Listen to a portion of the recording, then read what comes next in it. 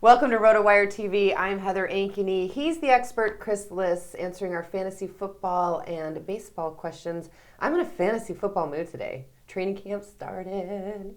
Peyton Manning all over my Facebook page from the Denverites. And I think if he gets hurt, he's probably going to be the biggest bust of the year. My question for you is, right now, who do you think is going to be the biggest bust of the year? That's a very hard question to answer, because I think the biggest bust of the year is going to be the highest drafted player who gets a serious injury. Okay, and we don't know who's going to get hurt. I mean, is it going to be just because of a serious injury, or like a Chris Johnson just doesn't perform well? Let's separate the two things, right? Okay. Chris Johnson was probably the biggest bust, one of the biggest busts ever, considering he was healthy the whole year. Mm-hmm. That almost never happens. What's his 16-game floor? It's got to be, last year had to be it, right? And so a guy with, with keeping the job, you can't really even keep the job playing like that. So let's get the injuries out of it, because I think injuries are kind of luck. I mean, some guys are more injury prone than others. Obviously, Peyton Manning is coming in with a neck problem, and his arm strength has been weak in training camp, but we'll see if that persists.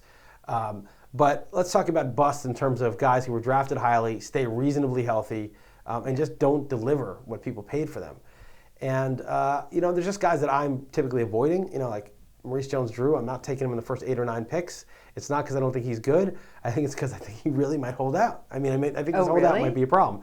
Maybe that's a sort of a cop-out category, too, because it's not like he's going to play poorly. I don't think he's going to have a bad year if he plays. I just don't see those two sides, either side having an incentive to budge, because Jones-Drew is underpaid, and it's just not fair that he led the league in carries and yards, and he's getting paid like $4.25 million. Same time, the Jaguars are not going anywhere this year. Jones-Drew has plenty of carries already on, plenty of mileage on his legs, and they're going to really put another 300 carries of mileage on him. And then, what's he worth to them next year when they might, maybe next year or 2014 when they're ready to contend, and they're going to spend, $20 million guaranteed to lock him up, and then by that time he's, on his last leg. So neither side has a real incentive to budge. Maybe he gets traded, something like that. The biggest busts, though, guys that I don't want to draft, Matthew Stafford. That's one guy that. Oh, really? Yeah. How come?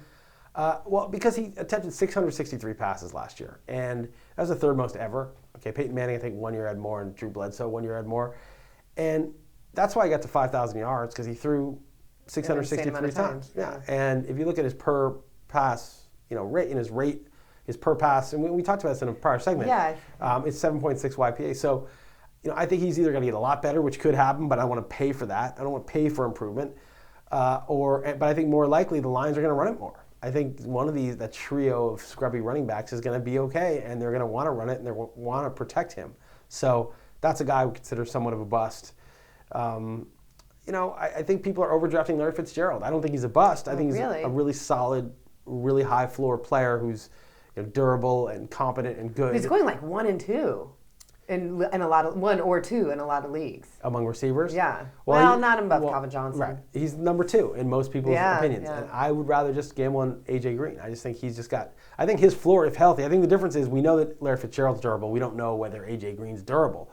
But if they're both healthy, 16 games of A.J. Green being healthy, I just don't see him getting less than 8, 9 touchdowns and 1,100 yards. And I think that's at least as high as Fitzgerald's floor with those quarterbacks that he has to play with. Andy Dalton could be really good. Yeah. And upside. There's more upside. He's way faster. Fitzgerald is slow. He's slow for an NFL wide receiver, fast for an average man.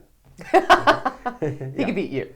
It would be close, but I think he would win. I do think I am faster than I look. I am pretty fast. I'm putting that in the we will see file. No. We're going to race.